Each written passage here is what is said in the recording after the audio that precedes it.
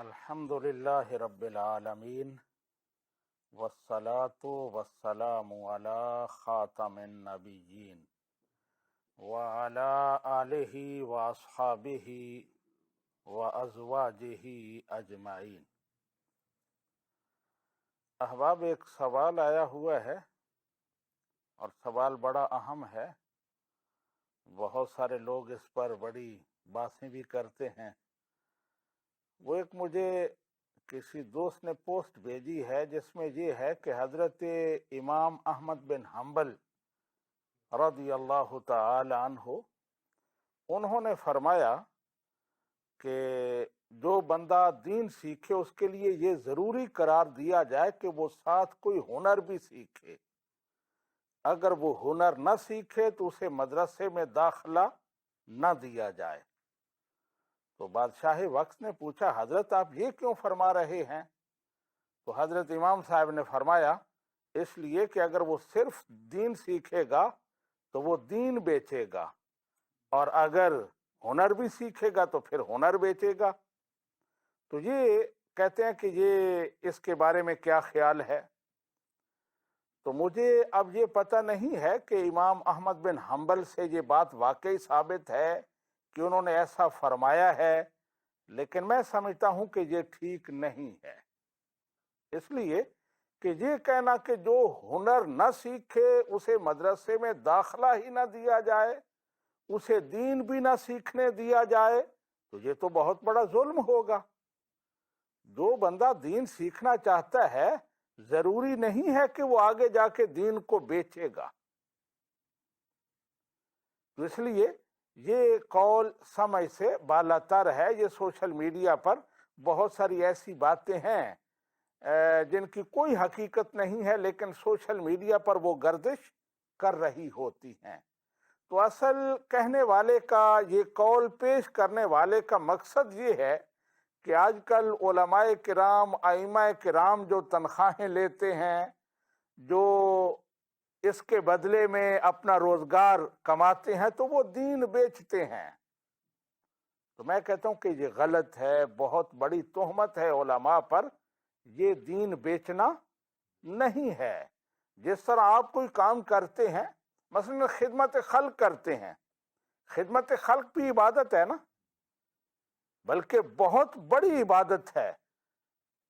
اللہ سبحانہ و تعالیٰ کو سب سے زیادہ محبوب ہے۔ اب ایک ڈاکٹر ہے، وہ خدمت خلق کر رہا ہے، لوگوں کا علاج کر رہا ہے، اس کے بدلے میں بڑی بڑی فیسیں لے رہا ہے، تو اس کو تو کوئی نہیں کہتا کہ تم اس عبادت کے بدلے اتنی بڑی فیسیں لیتے ہو۔ جی، تو بالکل اسی طرح علماء کرام جو محنت کرتے ہیں، اس کے بدلے میں ان کو اگر تنخواہ ملتی ہے تو یہ دین بیچنا نہیں ہے۔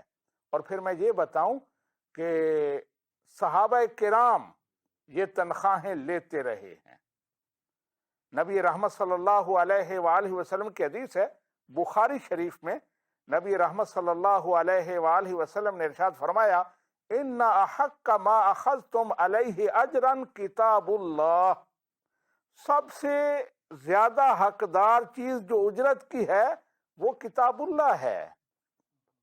یعنی تم کسی کو کتاب اللہ پڑھاؤ، اللہ کی کتاب، اور اس کے بدلے میں تمہیں جو ملے وہ بہترین اجر ہے، اور یہ اجر کی سب سے زیادہ مستحق ہے۔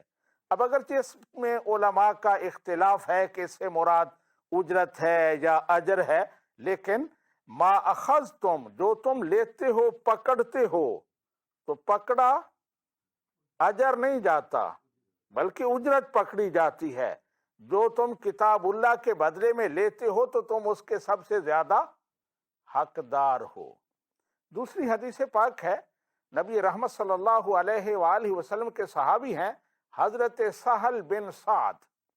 وہ کہتے ہیں کہ میں نبی کریم صلی اللہ علیہ وآلہ وسلم کی بارگاہ میں بیٹھا تھا تو وہاں ایک عورت آئی اور اس نے کہا، یا رسول اللہ صلی اللہ علیہ وسلم، میں اپنی ذات آپ کو ہبہ کرتی ہوں، آپ جو چاہیں کریں۔ نبی رحمت صلی اللہ علیہ وآلہ وسلم نے کوئی جواب نہیں دیا۔ تھوڑی دیر کے بعد اس نے پھر کہا، یا رسول اللہ، میں اپنی ذات آپ کو ہبہ کرتی ہوں، آپ جو چاہیں کریں۔ آپ نے پھر کوئی جواب نہیں دیا۔ جب تیسری بار عورت نے پھر یہی کہا تو وہاں ایک صحابی بیٹھے تھے، وہ کھڑے ہوئے، یا رسول اللہ صلی اللہ علیہ وسلم اس کے ساتھ میرا نکاح کر دیں۔ یعنی وہ کہہ یہ رہی تھی کہ میں اپنی ذات آپ کو ہبہ کر رہی ہوں، چاہے تو آپ نکاح کر لیں، چاہے تو کسی اور سے کر دیں۔ تو صحابی رسول نے عرض کیا یا رسول اللہ میرا اس کے ساتھ نکاح کر دیں۔ تو آپ نے پوچھا تمہارے پاس کوئی چیز ہے؟ کہنے لگا میرے پاس چیز تو کوئی نہیں ہے۔ تو آپ نے فرمایا گھر میں جاؤ اور گھر کی تلاشی لو، وہاں سے اگر ایک لوہے کی انگوٹھی بھی نکلے نا تو وہ بھی لے آؤ۔ گھر گیا، تھوڑی دیر کے بعد آ گئے، یا رسول اللہ صلی اللہ علیہ وسلم پورا گھر چھان مارا ہے، لوہے کی انگوٹھی بھی نہیں ملی۔ یعنی یہ اندازہ لگا لیں کہ صحابہ کرام کے وقت میں کیا حالات تھے۔ آج ہم پر اگر تھوڑی سی مالی پریشانی آ جائے تو ہم شکوے کرنے لگ جاتے ہیں اللہ سبحانہ و تعالیٰ کی بارگاہ میں، تو کہتے ہیں میرے پاس سونے کی انگوٹھی بھی نہیں ہے۔ پوچھا تمہیں قرآن کی کوئی صورتیں یاد ہیں؟ تو عرض کی یا رسول اللہ صلی اللہ علیہ وسلم فلاں فلاں صورت مجھے آتی ہے۔ تو آپ نے ارشاد فرمایا اذهب فقد انکختها بما معک من القرآن، جاؤ یہ جو تمہیں قرآن آتا ہے نا، اس کے بدلے میں اس عورت کا تمہارے ساتھ نکاح کرتا ہوں۔ یعنی اس کا حق مار وہ قرآن پاک ہوگا، تم اسے پڑھاؤ گے جو تمہیں یاد ہے۔ تو حق مار پیسہ ہوتا ہے، تو اس کی جگہ پر قرآن پاک کی یہ صورتیں، تو اس کا مطلب یہ ہے کہ یہ اس کا بدل بنایا جا سکتا ہے۔ حق مار بھی اگرچہ اب ایسا جائز نہیں ہے، لیکن نبی رحمت صلی اللہ علیہ وآلہ وسلم نے اس وقت فرمایا آپ کا اختیار تھا، آپ مختار کل تھے، آپ جو فرماتے تھے ہو جاتا تھا، اللہ سبحانہ و تعالیٰ نے آپ کو اختیار دیا تھا۔ تو بہرحال میں یہ بتانا چاہتا ہوں کہ جہاں پیسے دینے تھے وہاں فرمایا یہ قرآن پڑھا دو، تمہارے یہ پیسوں کا مسئلہ حل ہو جائے گا۔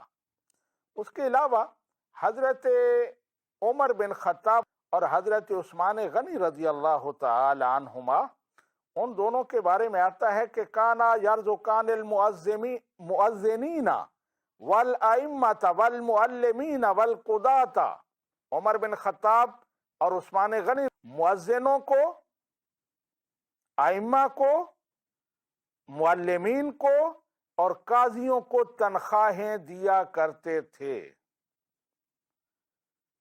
مؤذنوں کو، ائمہ کو، معلمین کو جو قرآن پڑھاتے تھے انہیں تنخواہیں دیا کرتے تھے۔ جی وظیفہ تنخواہ ہی ہوتی ہے جی۔ حضرت عمر بن خطاب اور حضرت عثمان غنی رضی اللہ تعالی عنہما، وہ دونوں اپنے دور میں مؤذنین کو، اب مؤذن بھی اذان دیتا کہ اذان کے بدلے میں آپ کہیں گے کہ یہ دین بیچ رہا ہے، ائمہ کو اور معلمین کو تنخواہیں دیا کرتے تھے۔ یہ مسند الفاروق ہے، حدیث پاک کی کتاب، اس میں یہ موجود ہے۔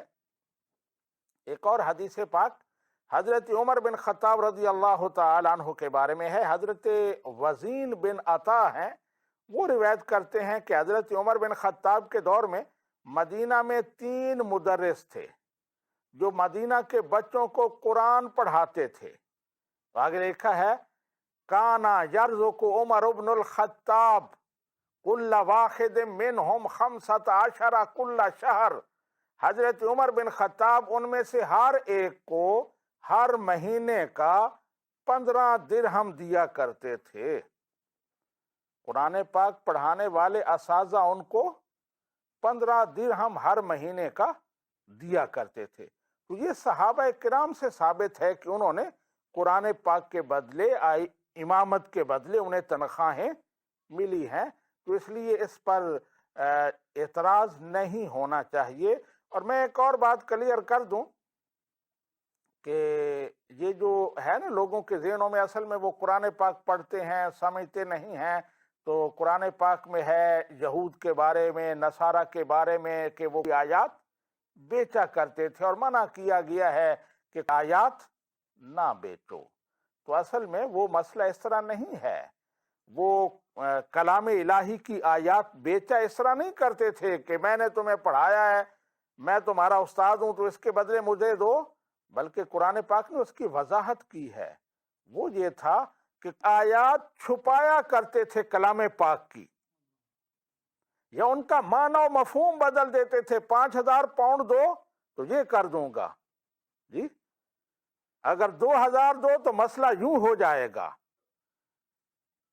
3 طلاقیں دے کے آیا ہوں تو 1 طلاق کا فتویٰ چاہیے، تو اس کے بدلے میں جی 2,000 دے دو تو 1 طلاق کا فتویٰ بنا دیں گے.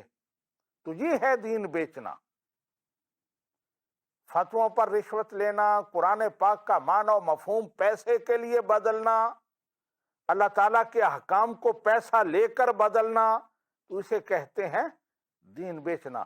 اور قرآن پاک میں اس کا باقاعدہ ذکر ہے. اللہ سبحانہ و تعالیٰ فرماتا ہے ان الذین یکتمون ما انزل اللہ من الکتاب ویشترون بہ ثمنا قلیلا، وہ لوگ جو اللہ سبحانہ و تعالیٰ کا نازل کیا ہوا کلام اس کو چھپاتے ہیں اور اس کے بدلے پیسے لیتے ہیں. چھپاتے ہیں اور اس کے بدلے پیسے لیتے ہیں. دوسرے مقام پر اللہ سبحانہ و تعالیٰ فرماتا ہے فَنَبَذُوهُ وَرَاءَ ظُهُورِهِمْ وَاشْتَرُوا بِهِ ثَمَنًا قَلِيلًا فَبِئْسَ مَا يَشْتَرُونَ، کہ انہوں نے کلام الہی کو اپنی پشتوں کے پیچھے ڈال دیا، یعنی اس کا حق ادا نہیں کیا اور اسے تھوڑے پیسوں کے بدلے بیچا، اور بہت برا انہوں نے کیا. تو یہ مسئلہ ہے کہ دین بیچنا یہ نہیں ہے کہ کوئی امامت کرا رہا ہے. مسئلہ جو فن کا ہے، تو پہلے ایسا دور تھا کہ لوگ یعنی امامت اور یہ مدرس اس طرح منظم مدارس نہیں تھے، ٹائمنگ نہیں تھی، پارٹ ٹائم پر آ رہا ہے پڑھ رہا ہے، وہ چلا گیا، دوسرا آ رہا ہے پڑھ رہا ہے. لیکن اب جو ہے جس نے ٹیچر بننا ہے اس نے پورے 8-10 گھنٹے پڑھانا ہے، جس نے امام بننا ہے وہ 24 گھنٹے سٹینڈ بائی ہے کہ کسی بھی وقت کال آ سکتی ہے، فلاں صاحب اللہ تعالیٰ خیریت فرمائے وہ فوت ہو گیا، ان کی نماز جنازہ پڑھانی ہے، فلاں جگہ بچہ پیدا ہو اس کی اذان پڑھنی ہے. یہ 24 گھنٹے کی ڈیوٹی ہے. اب اسے کہیں کہ وہ فن سیکھ کر رزق ادھر سے کمائے اور ہمیں فری میں یہ خدمات دے، تو ایسا ممکن نہیں ہے. ابھی میرا بیٹا ہے تو اس نے ڈگری کی ہے، تو نوکری تلاش کر رہا ہے. تو میں نے کہا کہ یہ مسجد کے ساتھ آپ نے پڑھاتا ہے شام کو، تو پڑھانا ہے، ایسی جاب تلاش کریں کہ آپ یہ مسجد نہ چھوٹے. تو کہتے ہیں ایسی تو کوئی نہیں ملتی، یا تو یہ چھوڑنا پڑے گا یا ادھر کو چھوڑنا پڑے گا. یعنی اس طرح کے معاملات ہیں. تو اب کیا کرے کوئی؟ تو یہ جو ہے نا دین بیچنے والی بات، اس پر ایک اور بات میں آپ کو بتاتا ہوں. یہ جو لوگ کہتے ہیں نا دین بیچنا، اصل میں دوسروں کے لیے فتوے لگانا بڑے آسان ہوتے ہیں. جب معاملہ اپنی ذات پہ آ جائے نا، وہ ایک میں نے کتاب لکھی، پرنٹ کرائی، تو ادھر الہرا مسجد میں رکھی. جمعے کے دن اعلان کیا کہ کسی نے لینی ہو تو لے لے. تو 5 پاؤنڈ کی تھی. وہ ایک صاحب باہر کھڑے تھے وہاں کے ساتھی، تو کچھ ساتھیوں نے لی. تو کہتے ہیں ایک صاحب آیا نا تو انہوں نے کتاب اٹھائی، چل پڑے. میں نے کہا پیسے اس کے دو. ہیں دین بیچتی ہو تم؟ اس نے پلٹ کر کہا دین بیچتی ہو؟ بعد میں اس نے مجھے بتایا کہ فلاں صاحب یہ کہہ رہے تھے. میں نے کہا ٹھیک ہے، اگلے جمعے انہیں میرے ساتھ ملانا. نہیں، الہرا مسجد. اچھا. تو کہتے ہیں دین بیچتے ہو؟ تو بہرحال اگلے جمعے کو وہ صاحب، انہوں نے کہا یہ صاحب تھے جو یہ کہہ رہے تھے دین بیچتے تھے وہ. تو میں نے کہا جناب محترم، آپ بڑے نیک ہیں، ہم تو بڑے گھٹیا لوگ ہیں، ہم تو دین بیچتے ہیں. تو آپ ایسے کریں، مجھ سے دین خرید کر آگے فری میں تقسیم کر دیں. میں کیوں کروں؟ جب اپنی باری آئے، ہاں میں کیوں کروں؟ میں نے کہا مجھ سے اس بات کا تقاضا جو تم خود نہیں کرتے، مجھ سے تقاضا کر رہے ہو. میں نے بھی اس کے پر پرنٹنگ کے پیسے لگائے ہیں، محنت کی ہے، تو اس کے بدلے میں تم نے اتنا بڑا بول دیا کہ دین بیچتے ہو. تو اس لیے جب اپنے پر بات آئے تو پھر مسئلہ جلدی سمجھ آ جاتا ہے، دوسروں پر سمجھ نہیں آتا. اللہ تعالی ہمیں عمل کی توفیق عطا فرمائے. وما علینا الا البلاغ.